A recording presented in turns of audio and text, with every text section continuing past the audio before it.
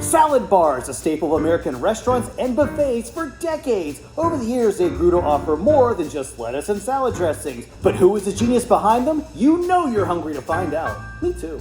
From corporate cafeterias, to casinos, to bodegas, to grocery stores, salad bars have become a big part of American culture. Americans love to place as much food as they want, of whatever kind they want, onto a plate and know that in many cases, you can go back for more. Some historians say that the salad bar was first introduced at the 1938 World's Fair in New York City. The Swedish smorgasbord featured more than just salads and was later an inspiration in other fast casual dining chains. Now, Las Vegas casinos began to offer all-you-can-eat buffets based off of that smorgasbord idea. Smaller restaurants nationwide also began to experiment with that same idea. But the official first restaurant concept started in the late 1960s with Chicago restaurant group known as Let Us Entertain You. Yes, spelled Lettuce, punny.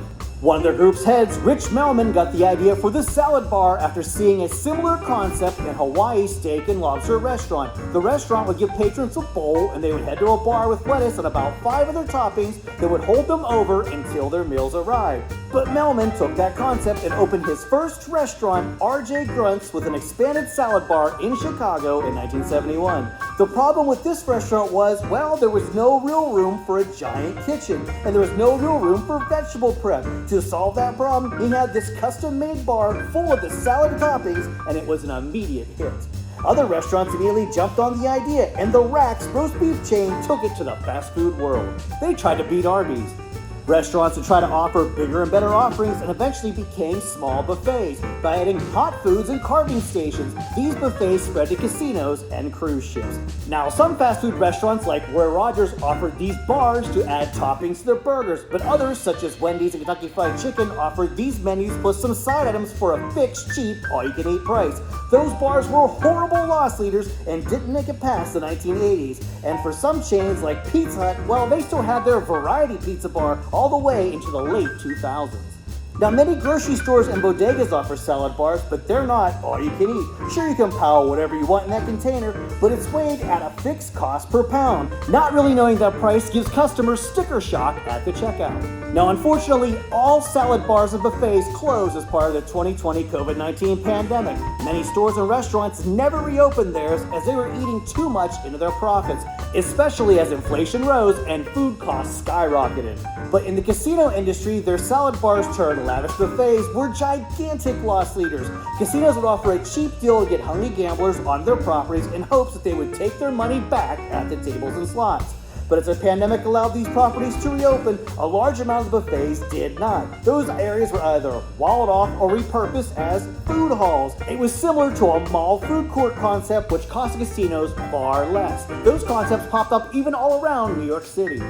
But that didn't knock the buffet down totally. Chinese restaurants were famous for offering buffets. Many of them also all you can eat because Chinese food, American style, is cheap to heat and serve. You can find those around the US, but not to the level that they used to. Once numbering the thousands of locations, only hundreds remain. Now around the world, salad bars have other functions, not just to feed you. In Japan, salad bars are a way to introduce people to new and exotic foods. In China, salad bars are used as a way to socialize and enjoy a meal with friends and family. And don't forget about those Swedish smorgasbords. So now we all know about the rise and fall and bounce back of the American salad bar and how this part of Americana came to be. Those of you who follow me here on the Big Jersey Joe 50 YouTube channel, you know I love the big Las Vegas excitement, and I miss those big Las Vegas buffets, especially when it was like $10, you got a big slab of steak too. Same thing with the Chinese restaurant buffets. Really, they were all over the place here in the New York City metro area. Now we're down to a few. I think there's one, maybe within a couple miles here, but there used to be tons of them, and they've really cut back on what they offer too.